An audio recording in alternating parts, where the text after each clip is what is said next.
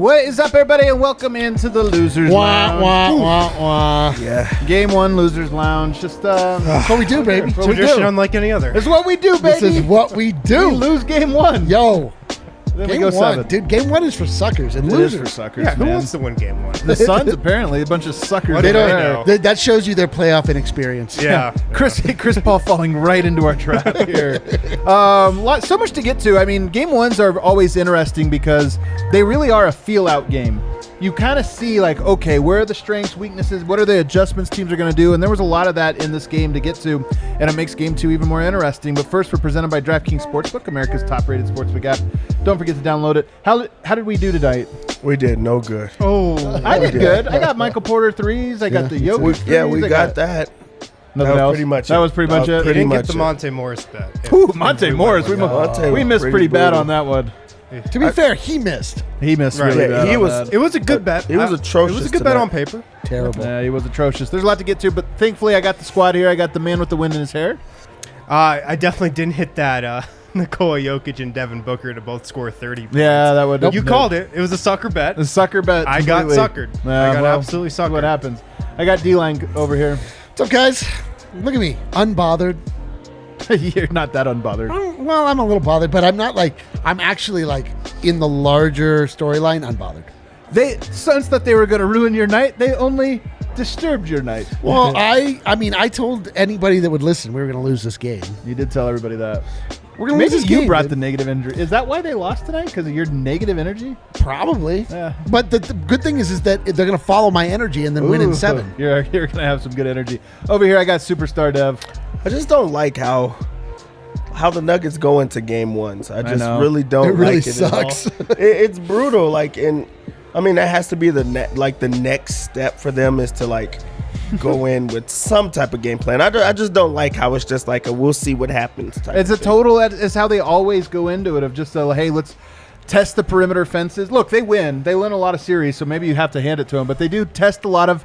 I put this out at Twitter at halftime. I'm like, it felt like Denver tried everything. They gave the smorgasbord to start this game. Like, we're going to go a little post up. We're going to little pick and pop here. We're going to all over the board. We're going to play through the Aaron Gordon in the post. We're Yeah, going to do yeah. everything. And it was almost just like you're taking notes. Like, oh, here's how they guard that. Here's how they Yeah. guard that. Then you think in the second half, that's when they're going to really no. That second half, that did not happen. You know what it reminds me of? It reminds me of in boxing. There's the guy that's just like taking all the punches early on. He Yeah. looks Floyd. like he's way out of it. And he's just like basically like sizing you up, trying to figure out when he's going to finally make his move. Sometimes it works. Sometimes it doesn't work. Yeah. I thought you were going to say it reminded you of a relationship you were in and, Oh. and a first date that you were on in the relationship. Oh, I mean, I've had some very rough ones that And then ended up starting to get better. So I was once in a relationship. it probably ended abruptly when you tried to start to feel it out. Yeah, especially if you get blown out in the first night. Like, I don't know. You got to tip your hat to Are we Phoenix. I still mean, talking about a date? yeah, I know. We're really far afield here. You have to tip your hat to Phoenix. I mean, look, I think the Phoenix Suns are a fantastic basketball team. They just really, top to bottom, have so many good players. And tonight, it's funny, man, the job that Denver collectively did and Austin Rivers in particular did on Devin Booker, I thought was fantastic. He only gets 21 points tonight. He does shoot 8 of 12. But I don't think he shot 8 of 12 because like he didn't want more than 12 shots. I thought he shot 8 of 12 because he was very well Yeah, contained he was. for the most part, outside of a couple really brilliant shots and brilliant playmaking. Even Chris Paul, I thought Denver did a decent job on him early in the game. And then you have Mikal Bridges going off. You have Jake Crowder going off. You even have Torrey Craig knocking down shots. You think it's a little bit of the whack-a-mole where it's like, okay, we got the guys that we thought we needed, and then Mikal Bridges has a career night. They're just a good team, man. No, they are, and they can hurt you from a lot of different angles. Like, I'm with you. It felt like Devin Booker really wanted to be the hub of everything Phoenix did and was looking for his shot. And, if he was cut off from 3, he was trying to penetrate to the rim. And Denver did a really good job on him. Austin Rivers got called for a couple bad fouls, but I think just generally speaking, he did a really good job on him. But you just are late on one rotation or you mess up one thing defensively and They Jay make you Crowder pay. hits a 3. Mikal Bridges hits a 3. You can't do that against this team. Yeah. Phoenix is one of those teams that is kind of like Nuggets actually, where you're so focused on one guy and you want to slow down one guy, but if the other guys get going and they're in a rhythm and they're in a zone, there's no answers on how to slow them down. When you have Mikal Bridges that has a monster night, you have Jay Crowder that like his confidence. Threes. His confidence is super high. He's also like an energy type of player. He's hitting all of those threes. It just makes it really tough for them to like try to key in on a guy. And then Ayton has a monster game, and you're like, he's not a player that has those type of games. So like the Nuggets come in with a game plan, but when people are making shots, like you have to just go away from that one. And I thought Denver's defense in the first half, I mean, the second half is the story of the game, but I thought Denver's defense in the first half was very good, especially that first quarter. Yep. There was rotations, there was poise, there was intensity, there was rebounding, some really great rebounding all around. And I just thought, okay, Denver's a little bit dialed in here. They're handling it. But even in that first half, Denver had, I put this on Twitter, they had 2 or 3, maybe 4 possessions where I was like, that's elite defense flying around. Shot clock at 2, somebody has to heave it up, and then they hit it. Like Portland or Phoenix just kept hitting these shots, and you're kind of like, oh man, Denver's playing great. They'll regress, but what regressed was Denver's defense. I was so confident the Nuggets were going to win this game throughout the whole first half and at halftime as well.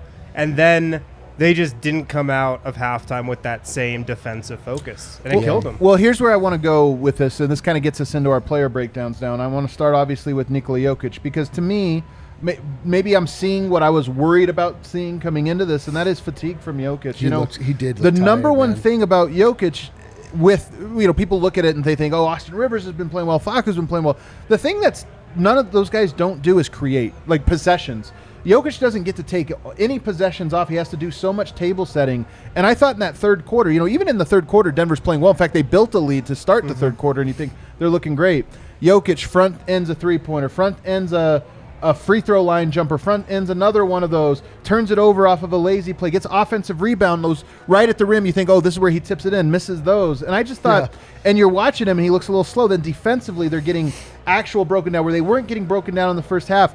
They're getting broken down. And I thought some of that at least was him, on rotation. So to me, that would be my number one concern is, in the Portland series, I thought Jokic looked tired in Game 4, in Game 5, and even in parts of Game 6. And now in this one, he looked tired again. And Denver just can't, no matter what else happens, Denver can't survive Jokic if he's not MVP caliber. And he wasn't in the second half. Yeah, fatigue definitely played a factor, and he didn't look like himself at all today. Just uncharacteristic misses from him. Things that are clearly like automatic. He's an automatic type of player that, when he goes in his bag for this move, he has a counter. He knows exactly what to do. If Ayton cuts off one thing, he usually knows what to do. This one, he's leaving him short every single time. He's missing like layups that he typically dunks. Like now that we've like seen him become more athletic, he's dunking those like fast break or he's moving too fast type of plays, and we're not seeing that from him. Then on the defensive end, He was pretty lost tonight. It wasn't even like he was just lost. He just no effort. Yeah, he wasn't with the effort. Layups are going by, like modern day defense, getting outworked. We don't see that from him. Like we typically don't see that from him. So, I mean, we have to go into fatigue, and then it's Game 1. We know that he's going to be a locked in like player for Game 2, and maybe that just goes into his mindset of I got outplayed in the first game. Let's like start to play harder. Yeah. Here are the numbers on Jokes. First half, 15 points, 7 of 11 shooting. Second half, 7 points, 3 of 12 shooting. Yeah, it was. The funny thing is, in the first half, the Nuggets were completely in control. Like they look like the better team. The Phoenix in the first Suns half, for sure. kept using like miraculous plays to come back to even like get to even or within striking distance. And the third quarter strikes again. The Nuggets just stopped. They just started jacking up a bunch of threes. It was like super chaotic. They got stagnant. They settled. They totally settled. They were kind of feeling themselves, and they took their foot off the gas. But whatever. And I think it's just honestly with regards to Jokic, I really do think a lot of it is just there are possessions. It's not that you necessarily get to take them off. It's just that you don't have to do everything every time. Then you run a little pick and roll. Murray has it, and you get out the lane, and you get 10 seconds to yourself where you're kind of like, oh, sweet. I mean, you know this. You're playing pickup, man. And sometimes you see your teammate cooking, you're like, oh, thank God. I'm tired. I didn't want to have to do anything this possession. I might not even get back on defense. And that's the problem with it being Murray, Barton, Dozier. Your three guys. Facu had a lot of really great plays tonight, and a really great. But the play that sticks out the most to me was his layup at the rim that just missed. And you're like, that's the problem. Is every team knows that the guards that are running pick and roll are not a scoring threat. And tonight, Monte Morris wasn't that either. And it just Right. puts so much pressure on Jokic to generate looks. So and brutal. He just ran out of gas. I mean, that's the thing. Like in the closeout of the Portland Trailblazers, it was like the emergence of Monte Morris to be that running mate. And alongside- Austin Rivers. Yeah, but like mostly Monte Morris, yeah. like running that 2-man game, hitting his shots, running the pick and roll. And like Monte Morris was a disaster Yeah. tonight. He was minus 28. He didn't even close the game. he scored which 2 we points, thought would have dude. been an absolute guarantee coming He into scored tonight. 2 points. I mean, so like if you want to take any kind of silver linings, it's like, we got nothing out of Monte. We're not going to get nothing out of Monte moving forward. I mean, that's like kind of where the wheels fell off. And once they fell off, it's like the Nuggets were like, it's game one. I can't tell if I'm more concerned with Yoke's fatigue because it's a game one, or if I'm not worried about it because he needs to get back into a rhythm after a few days off. After I don't the even think it's a series. few days off. It's in the intensity. I mean, look, it's not a surprise that Jokic did not look fatigued in Game 6. A closeout Sure. game, and in some ways a must win. And then in Game 1, Denver had Game 1 intensity tonight. I think Phoenix had Game 1 intensity too. I don't think Phoenix came. That crowd gave them some energy as The it third opened quarter up. when they started hitting shots, they're like, Yeah, all right, they here got we go. energy, but I Yeah. don't think Phoenix didn't come out looking desperate or hungry tonight. It was No, just a good no. matchup. And then when the push came to shove, Nuggets kind of just were like, we don't have it tonight. Yeah, the Nuggets definitely had game 1 Monday energy. Monday night energy. Man, the bar, was popping tonight. It's such you always wonder, what's it going to be like? What's the energy? And it really is Monday. And when you get here inside this building, everybody's chanting and there's energy, you forget it's Monday. And then when the Nuggets fall down by 20 You're like, points, "Yeah, you're it's like, Monday." It's Monday, and I do have work in a few hours. And, it's a long drive I walk home. into the bar and I look at the crowd down there, and I just think the Nuggets are going to win every game. I know. They're going to go. How could they lose with this crowd? It's very easy for our vibe to be up when you come here and the crowd's just all excited. You're like, you know what? I wasn't feeling it, but I'm feeling it now. And then I should not have been feeling it. Let's talk about Monte Morris tonight. Minus 28 really is I wonder if that's the worst plus minus he's had in his career. It's atrocious. And 1 of 10 shooting is really a thing. And here's the thing. I don't feel like it was, all that. Oh, man, we have a weird quote. Oh. MPJ tweaked his back. Tweaked his back. Interesting. That's why he didn't close tonight, says Brendan. Vogt. Interesting. Well, we're going to have Brendan Vogt right now is in all of those press conferences, so he'll be joining us shortly, kind of giving us the lowdown on that. So we'll get more on that. Tweaked his back, though, is definitely a 5-alarm. Oh, God. Yeah, we don't want to hear Didn't that. want to hear about that. He didn't play in the second half. Though. But Monte Morris, any other notes for him? Do you think it's just an off night for him? Yeah, because it felt like he was taking the same exact shots that he was hitting in games 5 and 6. The threes, he was great from beyond the arc at the end of that Portland series. 0 of 4 from 3 tonight. The mid-range, he was great against Portland too. Wasn't locked in from the mid-range tonight. So I would say it was just one of those weird games from him. Totally. Totally. You add a Monte Morris average game production into this game, it's it's just a different game. There was just, you don't want to minimize it too much because there were things that the Nuggets did incorrectly that Phoenix was able to capitalize upon, but there were also just kind of things where you're like, man, what was that? What did I just watch, man? That doesn't feel like the full game effort that we have come to expect from the Denver Nuggets. That doesn't feel like the Nikola Jokic efforts and output that we've come to expect. He wasn't really taking the fight to Ayton. He wasn't really taking the fight for sure. to any of them. He did. Fatigued is the word. He just looked fatigued, which is very disheartening. But it's not the first time we've seen it in the last few weeks, and we've also seen him just overcome it. So Yeah, and Monte usually moves the bar on the momentum meter. Tonight there was not even one Monte moment, and it's not only because he was not playing well, but usually even if he's not scoring the ball, he's getting guys going. Totally. He's pushing the pace. He's bringing the energy to the team. And tonight there was no moment at any point that Monte bring that. And then on top of that, he starts missing all of the shots. So a bad night got even worse. And you don't expect that to happen anymore. If there's a guy that's going to be vocal about how they need to play better and how everyone else needs to get into some type of zone, it's going to be him. So I don't expect that to be any Monte. That's not what he is anymore. Yeah, I mean, he certainly will be better. I am interested in, Cam Payne was so good in games 5 and 6 for Phoenix, and he has been good really for a while with them, and that's why he's one of the trusted guys. And, we look at Monte Morris, I think he's one of the best backup point guards. That really is a battleground.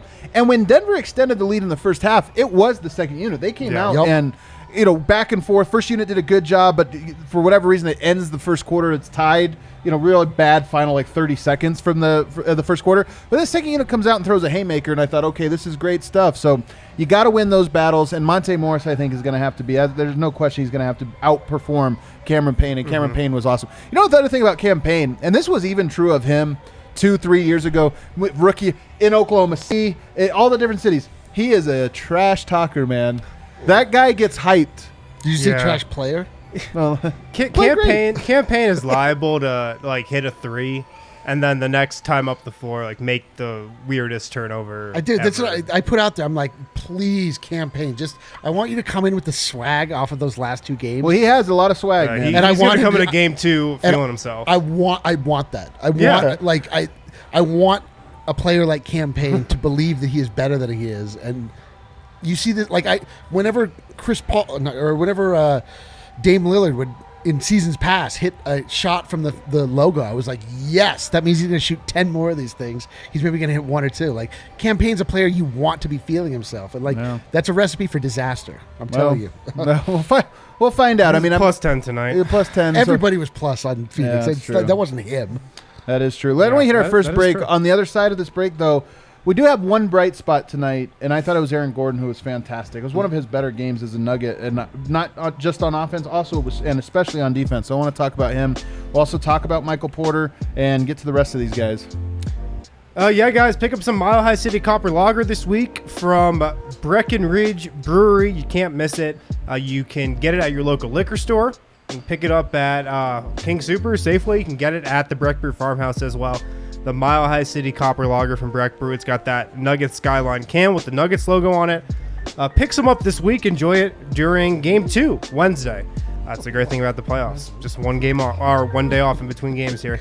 Also, guys, go to Gabby.com/DNVR to save tons and tons and tons of money on your car and home insurance. Gabby customers save $961 per year on average.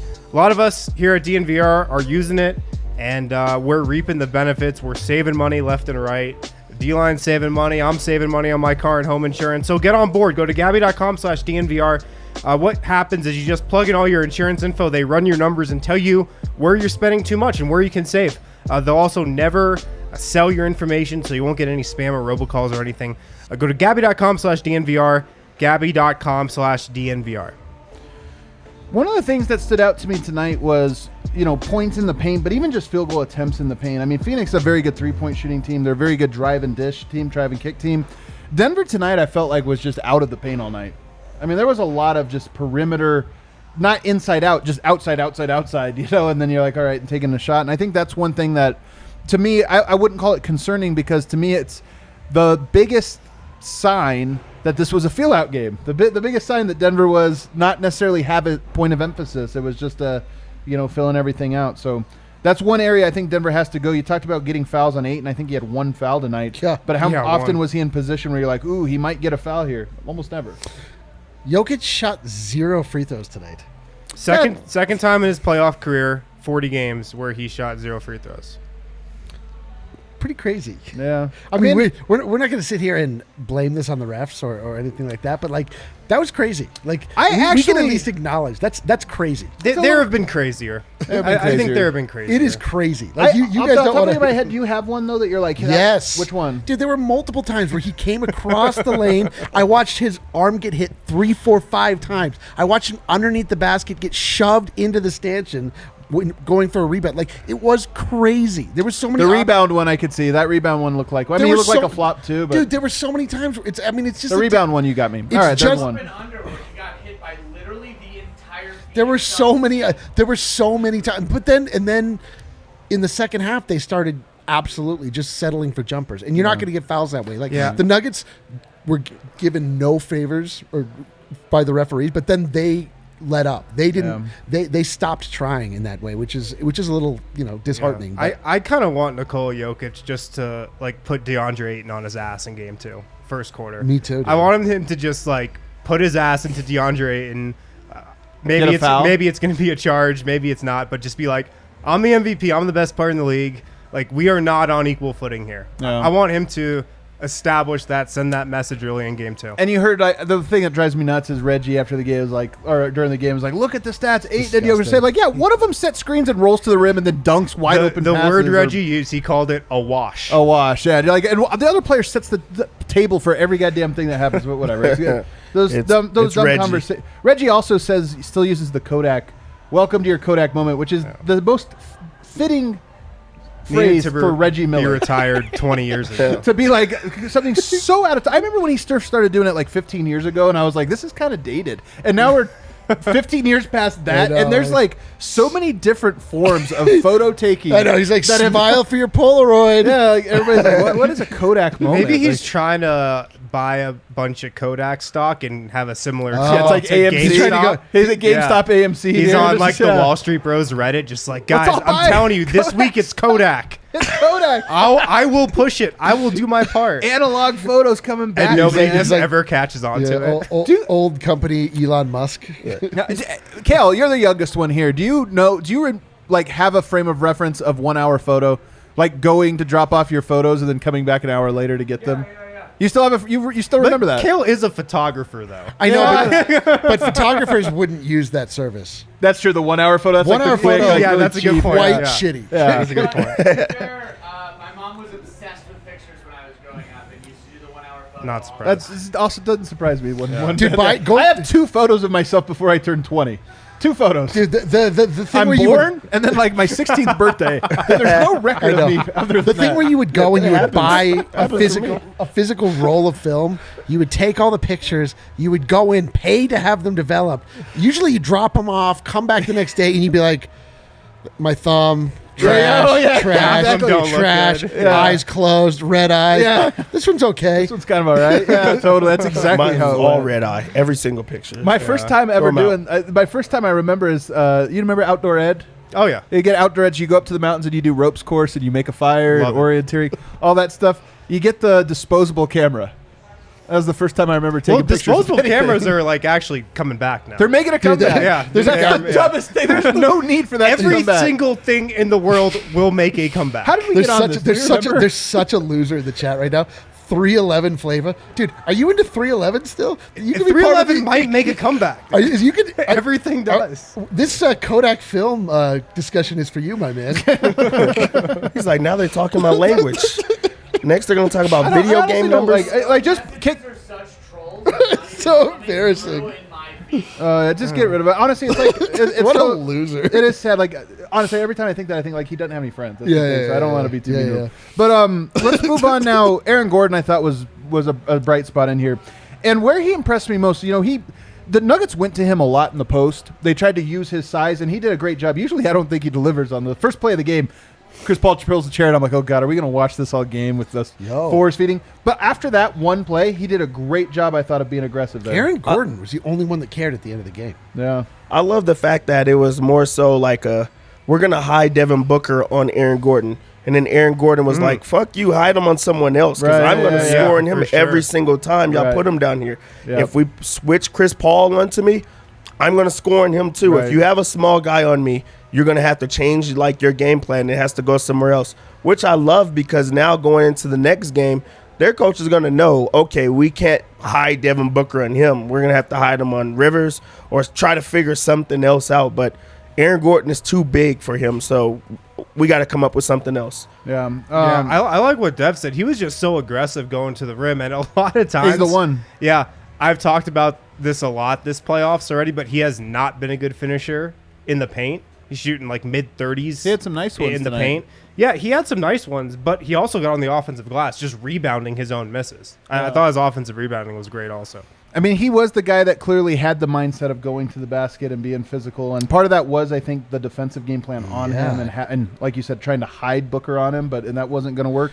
But equally, did you have another point on his offense? I was going to say, something we didn't take into consideration is Will Barton returning to Memphis, like power infusion to his game, like Aaron Gordon going back to Arizona. Yeah, Like these are Maybe, he played. I don't know. Listen, I saw it, man. I saw him play with way more intensity than I've seen him play in almost every other game. It's Like, Tucson though. He's all the same, man. That yeah. means something. These are Different these are city a people little. that I don't know. Like there's just something about that, like going back to where you came from or where you were. Yeah. Like I think Maybe. I saw it. I don't know. I mean, he had an energy tonight. He definitely, and he was a +2, which is not at all surprising. And 18 points for him, that's a lot. Only starter in the plus. Only starter in the plus, so he definitely brought it. But even more important, because I think his offense, like, if I'm not counting on 18 points from him every game in the series. I don't know. Maybe. I mean, maybe that's a strategy to keep putting Booker on him. Denver keeps going to him. But defensively is where I was really impressed with him. And we've talked about, like, how does he fare against some of these guys? Devin Booker's a tough cover. And Devin Booker was by no means shut down. He still got some buckets. But, man, there was 4, 5, 6 possessions in isolation against Devin Booker where Gordon played as good a defense as you possibly can play against an elite offensive player. Just moves that, like, I'm watching it with my eyes got fooled. And I'm, like, watching out, and Aaron Gordon's body didn't. Like, he just shadowed him, stayed right in front of him. And I was like, man, he can really guard. Yeah, especially like to close out that first half. Oh, that man. play was Is textbook. that where he was blocked the shot? He beautiful. smothered And then him. Also, just to see the difference in defenders. Austin Rivers played that exact same tough, good defense where he puts a hand up. Right. Devin Booker still makes the Elevates shot. over, yeah. But Aaron Gordon has length, he has speed, he has athleticism where Devin Booker, one, couldn't get the shot up, or two, he had to like get it higher, or he's missing it, or he has to make an extra move or dribble. And that's just like the weapon that he is, and that like is what Denver is going to try to utilize. And hopefully they don't wait until the second half to like go to that. Like sometimes just switch it up completely and just let him just go defend them for the whole game and just like put a wrench in their whole game plan. Yeah. I mean, the problem is Aaron Gordon was fantastic tonight on Devin Booker. Devin Booker, if you told me that stat line coming into the game, you said, Devin Booker's going to only get 21 points. Yes, he'll shoot 8 of 12, but 21 points, 8 assists. Like, that's a B plus game. Like, that's not bad. The problem is Mikal Bridges, who you would usually be on or whatever, he goes for 23. You get everybody else feasts, and you kind of look at this and think, like, he can't guard all of them, and Denver's going to have to find some guys. By the way, Austin Rivers, you got to feel for the guy. Thought he played good defense, solid defense on Damian Lillard. Lillard just lights him up. He plays solid defense on Chris Paul, lights him up. You're just like, man, not making like big mistakes. He's just getting destroyed, and sometimes that happens. Booker did have 5 turnovers though, and I think they were all in the first half too. Yeah, and I think you can point to that and be like, okay, like Denver got him out of sorts a little bit. Rivers and Gordon were able to a little bit. We haven't talked about the Tiny King. He's another. It's kind of funny to say he's a bright spot because I think he's a team worst, almost a team worst. Oh no, yeah, Monte Morris. 28, yeah. But Facu is a -14 here. He has 14 points. Listen to the stat line: 14 points, 4 rebounds, 6 assists, 2 steals. I am rocking the El Mago t-shirt today. Feels good. Looks good, I would say. It was apt for a lot of that game. Like he was great. He was great until the wheels fell off. It's true of everybody though. Unfortunately, that wasn't him. I'm saying, he was great till the game didn't matter anymore. But he makes. We talk about rotations against the Phoenix Suns in particular. The rotations become so important because they have good one-on-one players, but man, they just have great passing and move the ball around. He's the one guy 3 or 4 times just. Him single-handedly is making the rotations for the defense and making it work. I think Phoenix is a much smarter team than Portland. Like no question. If they know like where they're going with the ball, 1, 2, 3 passes ahead of time, where like if I got to live with Norman Powell or like Robert Covington or McCollum making a decision on the fly, I'm going to live with that. But I feel like Phoenix is just higher IQ.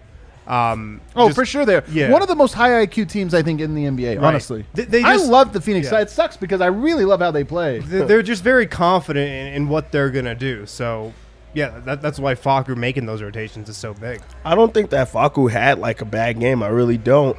I think it was good. It was a bad situation, bad scenarios that happened, and also just like Phoenix got hot. They just did not miss shots. That's what plays into his plus minus. But he had energy. He's everywhere on defense. He's staying in front of his man. He's in help side.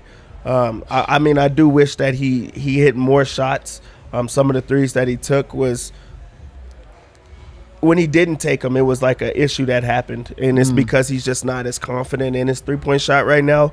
And 3-6 from three tonight. typically we see him like take those shots with confidence, and there was times that he didn't, which messed up the rest of the offense. But you can't say that there was a lack of effort. You can't say that the confidence wasn't there, like as far as just wanting to be involved in the game. And you just kind of like not hope, but you just have to like hope that the Phoenix does not make as many shots, or they're not in that type of rhythm, because that's a game that he's doing everything that he could to try to win the game. And it's weird that people are saying that he was a reason that Denver lost. There's no way that he was. Well, let me say one thing, because here's the important Facu point. He does things right against Damian Lillard. Damian Lillard didn't see him. Damian Lillard is still just like feeling so comfortable. Tonight, he's guarding Chris Paul in clutch time. Did Chris Paul, was he bothered at all in the close of this game?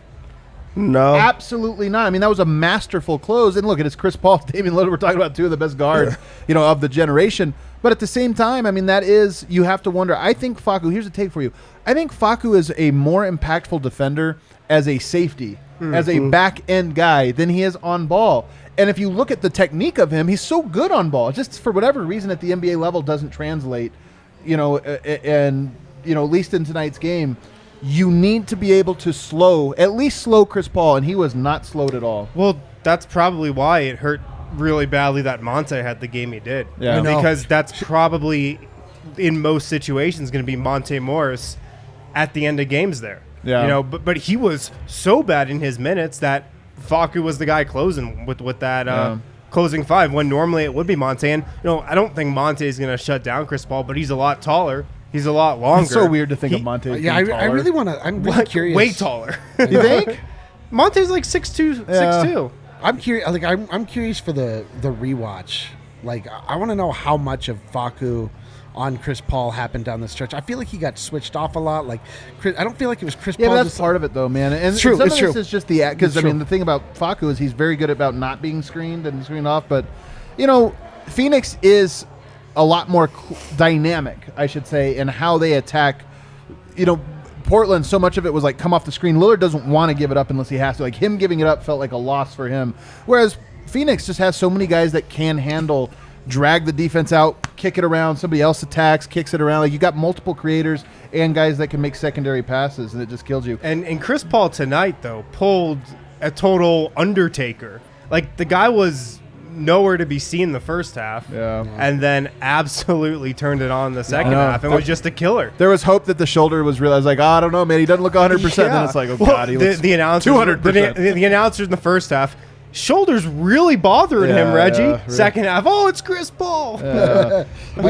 Argentina seems ardent in the fact that Campazzo was not on Chris Paul when he was making all the shots. You say you don't say.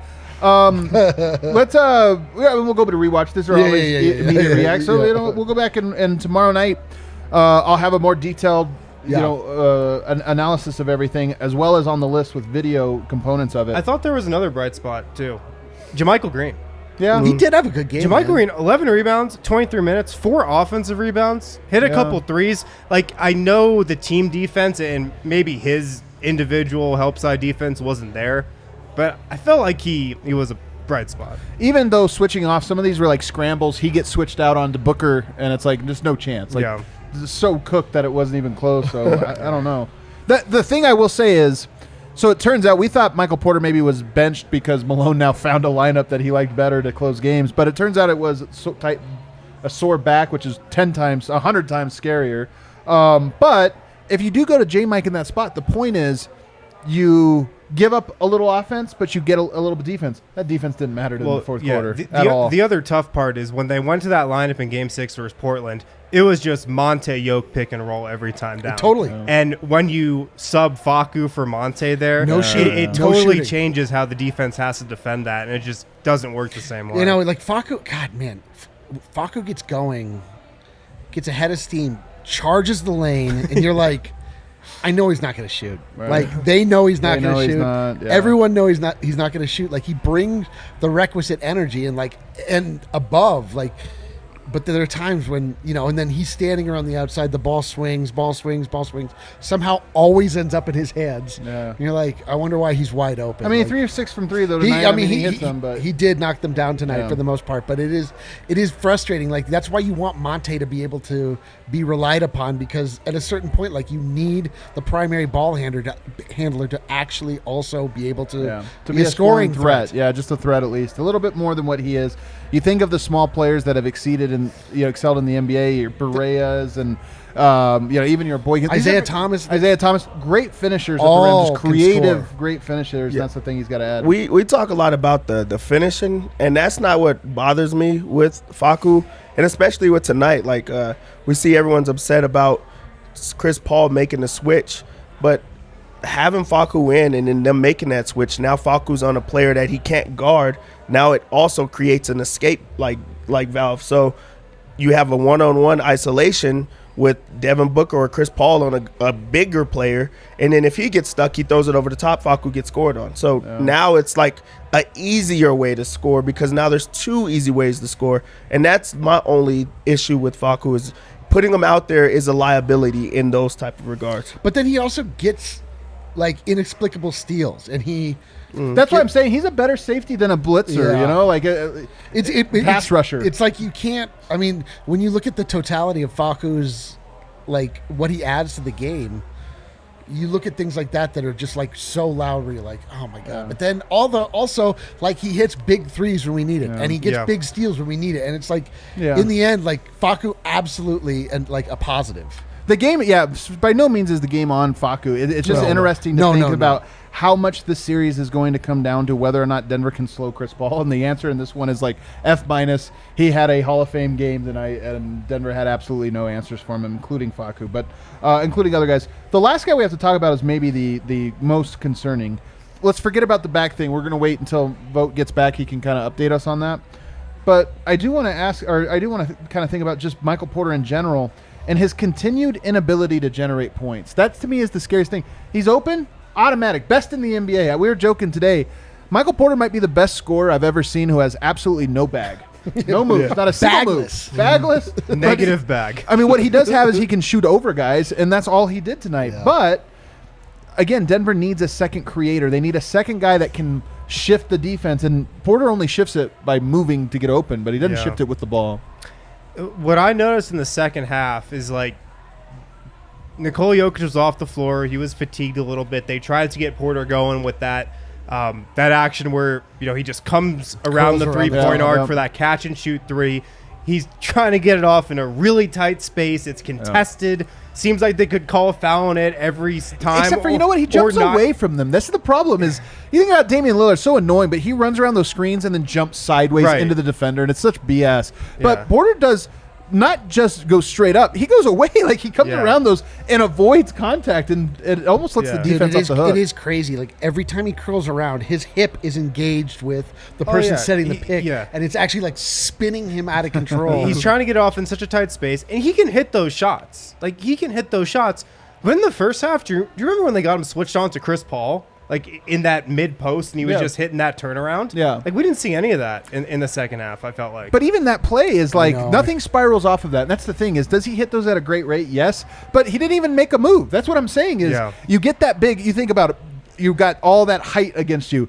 Use a back down dribble. Use something to kind of get them off bounds. He just doesn't have it. It's just like, I don't know what to do here, but I'm tall enough to turn around, shoot, and his handle is so atrocious. It's bad. I know you don't think so, Adam. It's a bad handle. I think it's bad. He has no bag for real. Hands so weak. And also on top I of said that, he had no bag. How could I be giving a run for having a handle? You think that the handle is like okay though, like, and I think he has no handle. And then on top of that, first off, he's passive in the second half. He just really kind of like checks out at some point. But also on defense. In that third quarter, that's what you have to like go back and watch. Like he's lost a lot of the time, like where he just, I don't even know if he's just doesn't understand what's going on or he just can't defend. But it's just a lot of times that it's not even like like elaborate plays or anything that's happening. It's just like they understand we're gonna make him have to work. We're gonna put him in the screens. We're gonna put him in pick and rolls, and also if we like bring a smaller guy out and then we hit Michael Porter Jr. on us, we already know that that's like a very easy basket. While he's making these very tough shots on one end, they're getting easy baskets on the other end, and he's also a liability. So having a liability in multiple spots on top of like not being able to score the basketball a certain way, mixed in with Jokic having fatigue, that's a recipe for disaster. There was no way they would win that game. Yeah, to me, like if I'm looking at the overall story of this game, the Nuggets imposed their will on the Phoenix Suns for one half of basketball. Yeah. They lost control. They took their hands off the rope. 16-0 run. And after that, like they were like, game one. They kind of did. They packed it up, dude. Yeah. They totally packed it up. There was a 16-0 run. Denver loses by 17 points. There was a 16-0 run. Yes. In a span of like 3 minutes. Mm-hmm. Right. And it was like, you know, like you just didn't see the fight. You just didn't see. I mean, obviously the Nuggets coming off of the Portland series, the intensity had been ratcheted up. They were playing it like at such a higher level. But I mean, I know all of this analysis is entirely valid, but it's also like at a certain point, like the Nuggets just they backed down. They backed down. They just backed down. Like they had it. The Nuggets did back down. When they got hit in the mouth, they were like, it's game one. It's game one. They just didn't, you know what I mean? Like Jokic didn't stiffen his spine like he always does. He wasn't like, all right, guys, like I'm just going to start. You know what? You know when he doesn't stiffen his spine. I've never heard that, so I think I'm using it right. You know when he doesn't, the one time he never stiffens his spine. When Michael Game Porter one. Jr. Game one. Game one. That's what it is. It's just like I know, like, dude. he does, because you're absolutely right. We see it from Yoke all the time where it's like, it's go time. It's like, okay, we need it now or never. And tonight he was kind of like, it's never. He's like, it's go time. Go home. Shoot a three or Yeah, shoot a three. I don't know. We'll find out. I will say this about Mike, though. I felt in the first half he looked comfortable. Like, he was open. Yeah, looked great. He got to his spots, those little turnarounds over Chris Paul. He's super comfortable there. And he didn't look comfortable a lot during the Portland series. Yeah, so that's true. I think that is a little positive. Well, let's hit another break here. On the other side, we are still waiting for Brendan Vogt to join us and let us know what's going on there in the locker room. And then we have some super chats to hit as well in segment 3. We'll hit those. But first, at manscaped.com, DNVR listeners, you guys can get 20% off plus free worldwide shipping. What? Worldwide. Argentina, Serbia, Australia, Korea, Thailand, Philippines. Let's see how long you can go till you run out of countries. Keep going. I go for hours, man. Geography's my thing. we should have a geography off. Let's do it. You and I. You guys can get 20% off plus free shipping with the code DNVR. Pick up that Lawnmower 4.0. The new and improved Lawnmower 4.0. Way better than the 3.0. It has a 4,000K LED spotlight. New trimmer. Even allows you to customize your trim all over with guard lengths with sizes 1 through 4. Get it all at manscaped.com with the code DNVR for 20% off with that code. On DraftKings right now, they've always got a ton of great specials running. Let's go. But right now on DraftKings, they're giving you the chance to turn $1 into $100 in free site credit. So if you haven't signed up for DraftKings, download the app, use code DNVR, take advantage of this offer. They're putting you courtside with a chance to turn $1 into $100 in site credit. Pick any basketball team that's still in contention. Bet $1. You can bet on the Nuggets in game 2. If that team wins, you win $100 in site credit. So make sure to download the top-rated DraftKings Sportsbook app now. Use promo code DNVR when you sign up to turn $1 into $100 in free credits. Bet on the basketball team of your choice to win their next game, and if they do, you will claim $100 in free credit. That's promo code DNVR for a limited time only at DraftKings Sportsbook. Must be 21 or older, Colorado only. New customers only. Wager paid out in site credits. Restrictions apply. See DraftKings.com/sportsbook for details. Gambling problem, call 1-800-522-4700.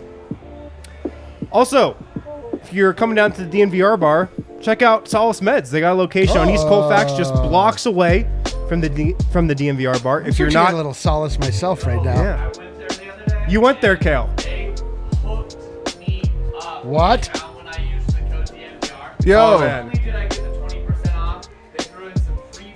Oh, snap. Wow. What? They treated me. They've got loyalty. Solace Meds. Shouts. Treated me well. Okay, so telling Solace you. Meds, just drop the code DNVR20 and you're going to get treated like They a get VIP. all kinds of extra Yeah. stuff thrown in the goodie bag. Oh, yeah. Yeah. Thank Blessed. you, Kale. Thank you, Kale. If you're not in the area, they've also got a location in Fort Collins, Wheat Ridge, Broadway. The promo code works at all those, DNVR20. You can also order online, solacemeds.com, and pick up at your convenience at any of those locations. Again, that's promo code DNVR20 to save 20% on your entire purchase. They've also got tons of other deals, which it seems like they might be giving away for free if you're using promo code DNVR20. You're in the club with that promo code. So Yo. use that DNVR20 at Solace Meds. I like it. I like hearing that. Are we back? Are we We back back. to the show? We have some super chats to get to there, super producer Kel. Okay. Let's start here. You know what feels great? That air. We have a crisis, guys. Yeah. An air it's so hot. crisis? Yeah, well, it's summer and it's so hot. People don't realize we got the lights on us. Yeah. It's so hot. But if I wear shorts, Yeah. people feel that they can. Yeah. Nobody wants they to can see that. They don't want to see all the that. little atoms. Yeah, the very little atoms. very, very little. The uncomfortably little atoms. Shockingly little atoms. It's like, wow, I couldn't believe it. If you're wondering why every the one of out us of has worn proportion. pants for every single show, that's Because why. there is, like, if No, I sit I know. like this, there's just a perfect view. Of, Because yeah, I'm the same way. Like I watch all the shows, and I gotta say, like shorts are not the look on these couches. So. but shorts are so cool. I just bought all these Yeah. great Shorts are Nike very shorts. comfortable. Oh They're my very It's God. about to be 70 degrees every day for the next 3 70? months. It's gonna be Those 90. 80s Yeah, every 70 time. plus. kidding me? I I'm we're would getting, say. we're getting Sweating out AC there. up here. We're getting AC Whenever up I'm here. watching, we are getting AC. That's whenever right. I'm watching, no, Yeah, I'm not leveling gonna up, lie. I baby. never go after that region. I've never looked over there. Oh, you've This is looked. me. Oh, You know you've me? looked. Never. I'll get you to look. All right, we got super chats or what? What do we got? There's one on the screen. All right, do y'all have? Do you guys, when you read y'all, just immediately go into a southern No. accent? Do y'all have Do any? do you want y'all me to read? have I any don't. idea Oh, how good. how Nuggets shouldn't change up their play based on this game? By the way, Gen B, Adam not mocking you. He's mocking I'm himself. sorry, Gen B. I'm sorry. I'm sorry too, Jen. I'm just saying I can't read y'all without going to my Texas. Unbelievable. You know, Do we have any your- ideas your on how the Nuggets Dallas should or shouldn't metropolitan roots. change up their play based on this game? They need to stop being so perimeter focused. I mean, there's a lot of changes There's a lot, yeah. there that they can make, and they're going to make. And with the Nuggets, like they lose game ones, and they're counter punchers. So like they see, like they got a Nuggets are chance to look counterpunchers, behind the curtains. They They are, get to dude. see what's happening. They're like, okay, we know exactly what they're going to do. And I mean, that's a weird applause to like Yeah. Malone to be able to say, hey, I know exactly what's going to happen now. I'm going to be one move in front of them. And then we've been seeing that he actually does respond, and the Nuggets play well every single time. But yeah, there's you could go on and on about all of the changes that the Nuggets can make. Strategically, game one of the Portland series was the most different from every other game. Now, I know people are going to say game four, this or that, but like that one was more of an anomaly and effort and this or that. But if you just talk about what Denver was trying to do, especially defensively in game one against Portland versus 2, 3, 4, 5, 6, way more similarities between those other 5 games than there was between game one. I suspect this will be very similar. Yeah, they just got to figure out what happened in the third quarter with Nikola Jokic. Maybe it was fatigue. Maybe they weren't putting him in the right positions, and just make sure that doesn't happen again. So one of the things I talked about a lot on the list was how much Denver was bringing Jokic out to contain pick and rolls. I thought Phoenix had a great game plan tonight, and part of this isn't even game plan, it's just they have smart players.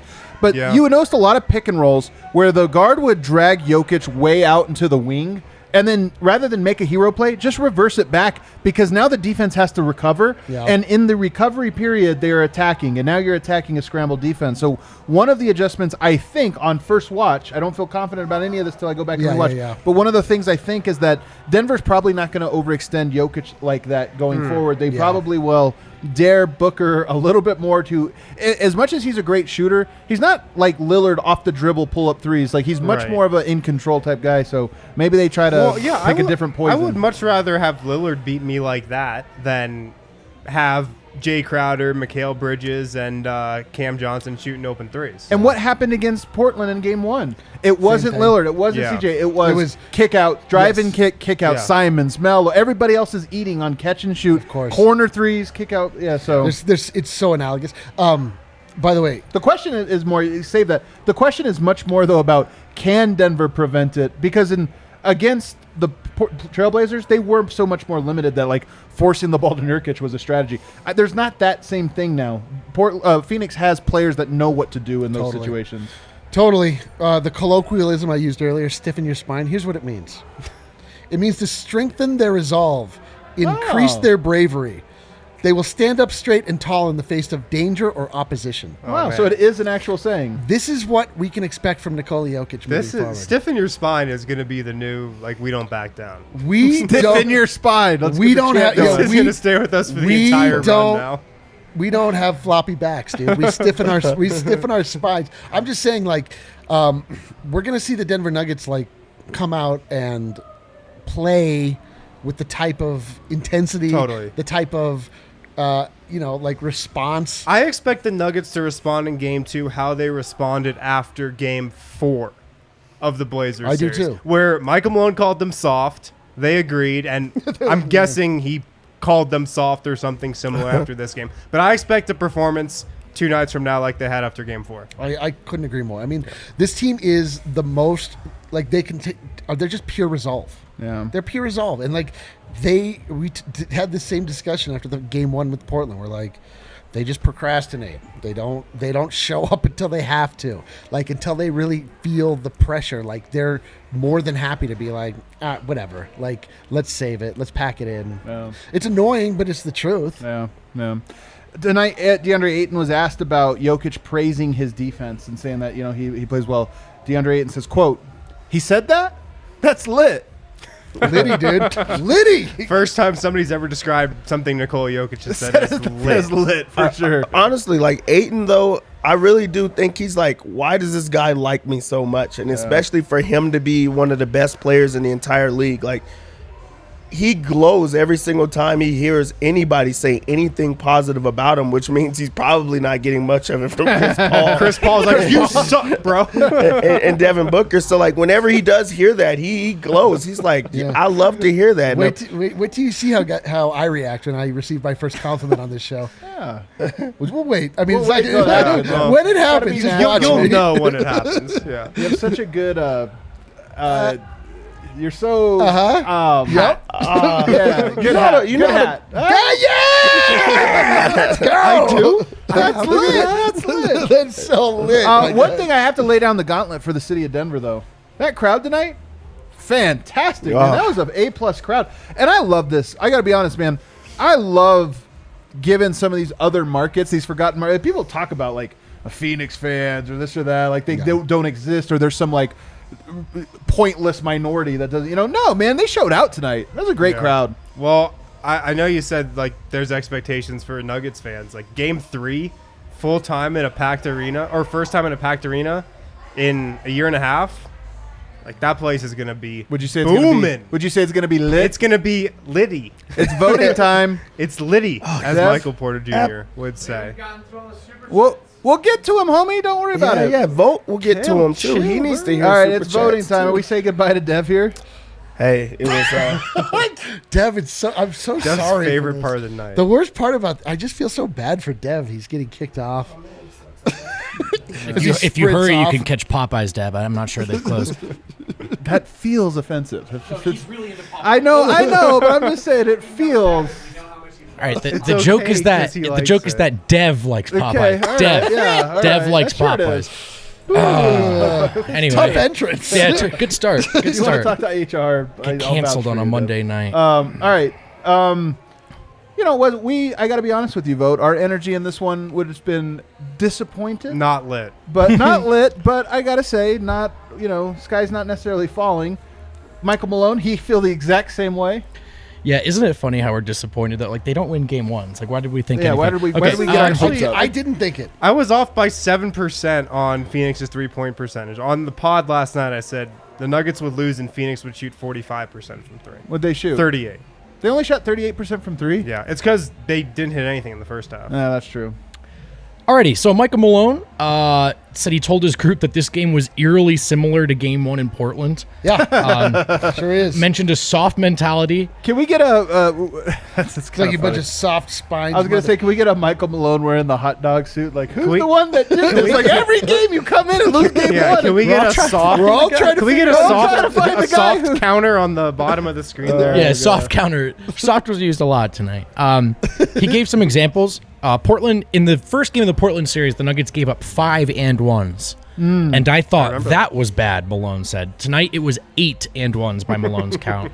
Also, 22 There was some transition dumb points. and ones, man. There were some really dumb ones. So, yeah, soft mentality, staying connected defensively, obviously, in the second half. 64% from the field total, I think, for Phoenix. Yeah, you're not gonna win that. Pretty good. So Malone said Malone fell back on his old line that I believe it was Jeff Van Gundy told him, you have to understand why you win, understand why you lose in this league. And the Nuggets were not aggressive enough tonight. And the weird and one stuff was a part of that. Let's talk about Michael Porter Jr. Malone was asked. I asked Malone about the decision not to play Porter down the stretch.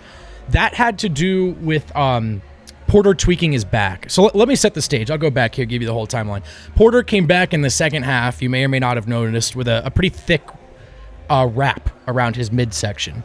Malone told us that he was told by the training staff Porter tweaked his back around the end of the second quarter. Okay. He didn't like the way he was moving in that second half, so at the end of that fourth quarter, he decided to pull Michael. Quote, it was to protect Michael.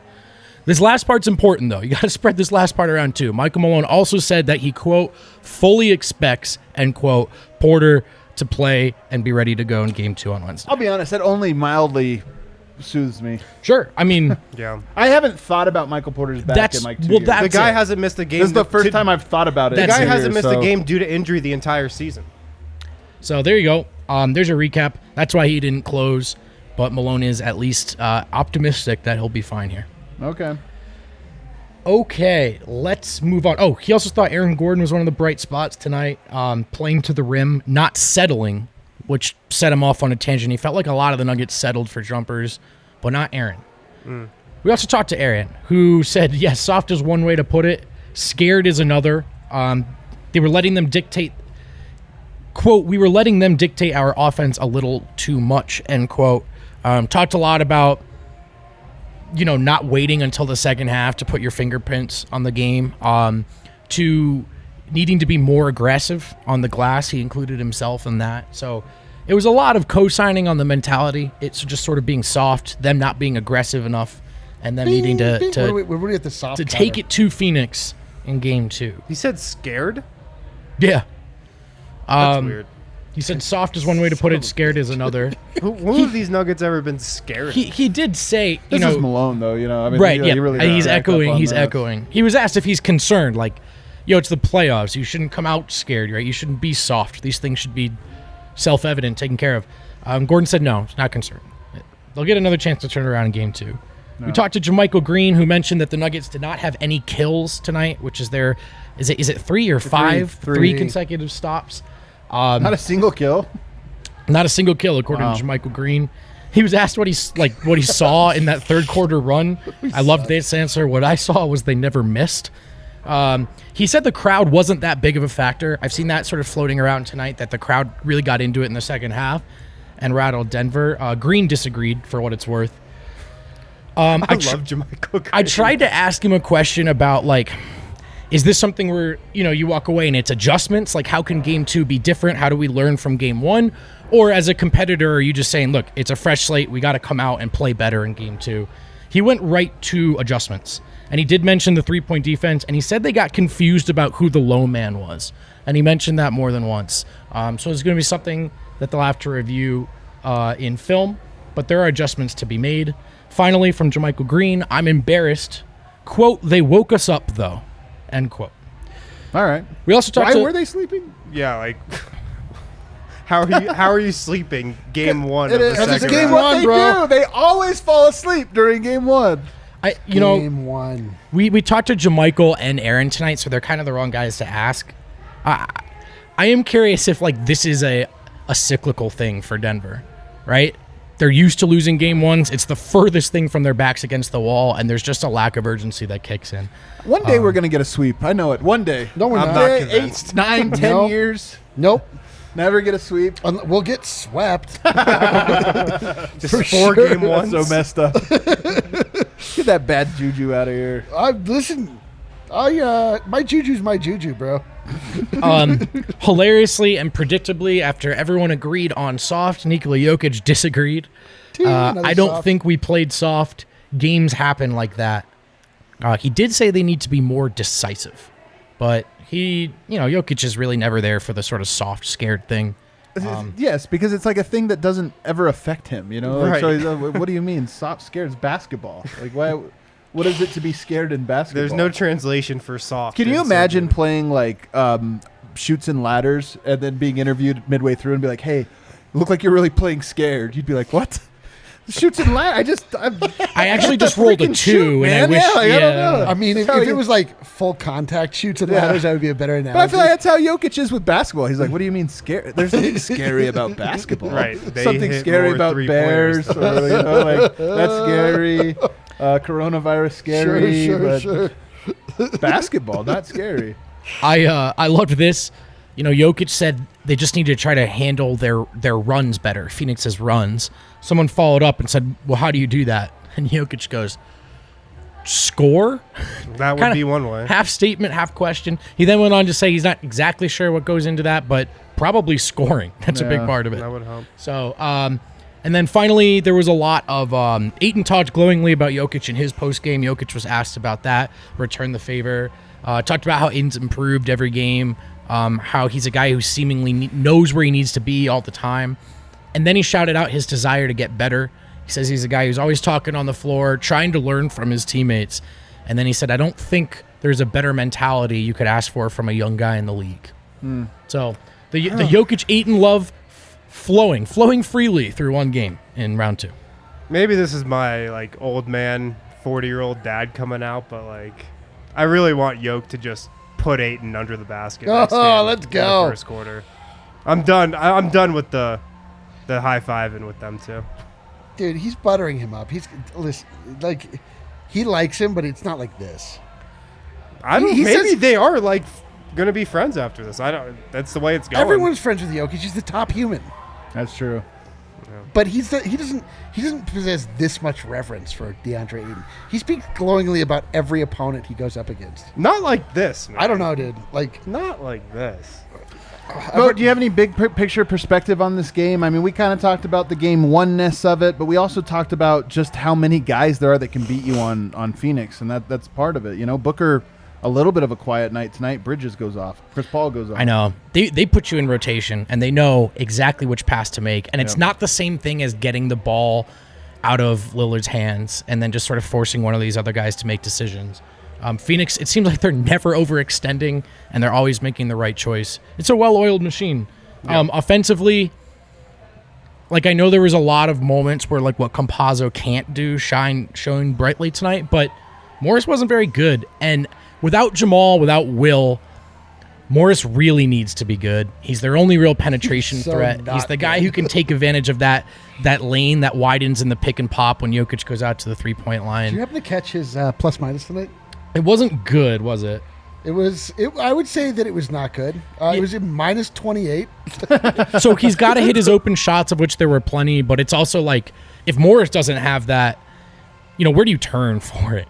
So You turn to an L. So if Morris isn't going to play well and Porter is going to be something close to a non-factor, which he was, offensively In anyway, the second half.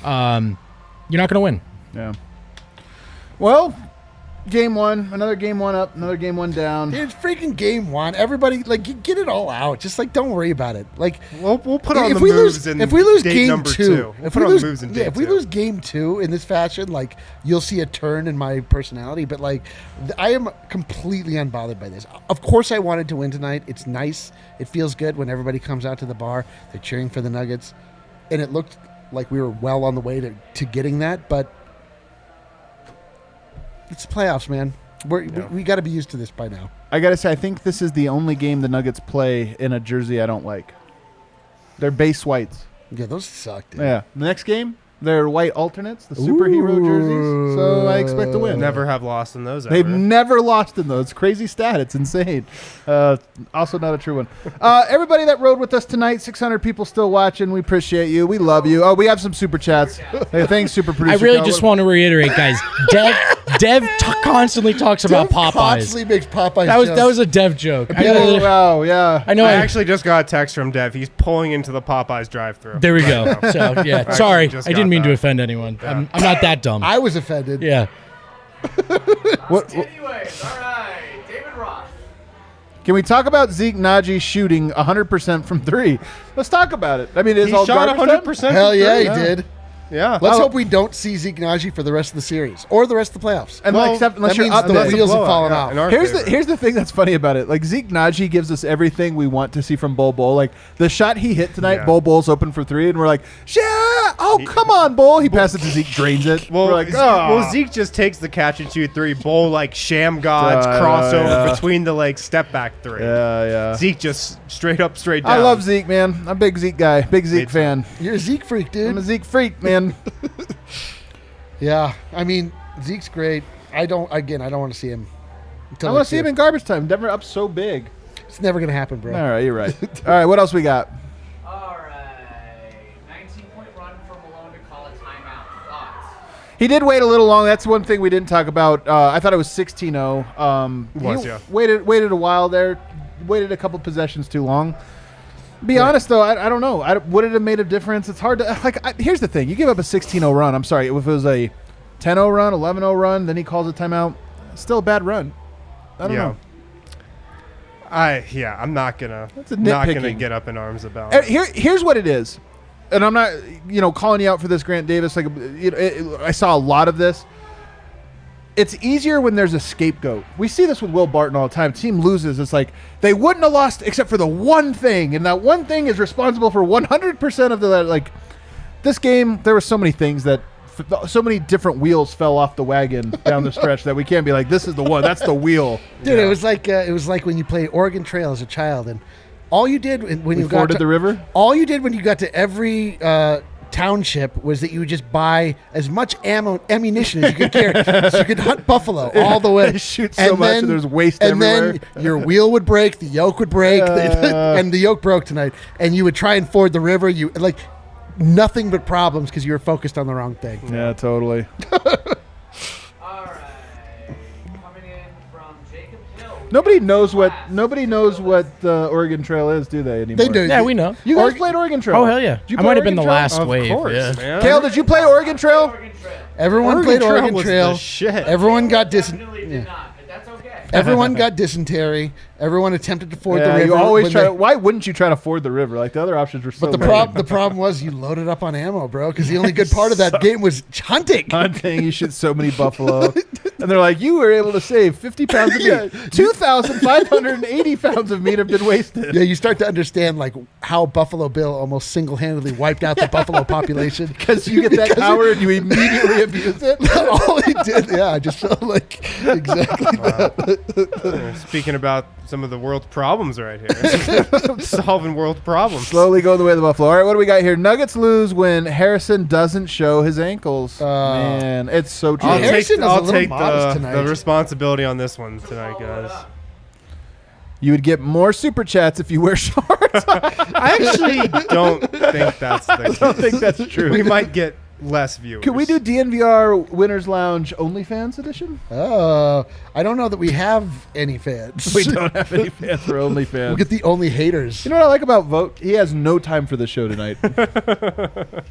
Got to get to Popeye. I did my- Are you sweating because you made a... That's exactly that's it. what's I happening did my over reporting. I got accused of racism. I'm ready to go to bed. there? You got a base call tonight, huh? Yeah, it's time to go to bed. What grade would you give yourself tonight, Vote? Honestly, up until I got on the show, I was doing grade great. him an R, I was Straight doing great. R rating.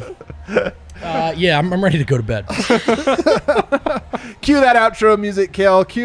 Big shout out to everybody that hung with us tonight. 677 Yo, people. you're the real ones. Throw You're a the real thumbs up MVP. if you can. Throw a thumbs up if you don't mind. And guess what? Tomorrow night, you want to become a subscriber to the DNVR Nuggets podcast. I know you like the liveness of the show, and the podcast episodes are not always live, but expert analysis on those ones. Go comb through the games and just go a little bit deeper into what happened. So you don't want to miss those. They're always entertaining, always informative, and that one will be out for you tomorrow, 24 hours from right now. So thanks, everybody. Hit the button. See you tomorrow. Let's go game 2.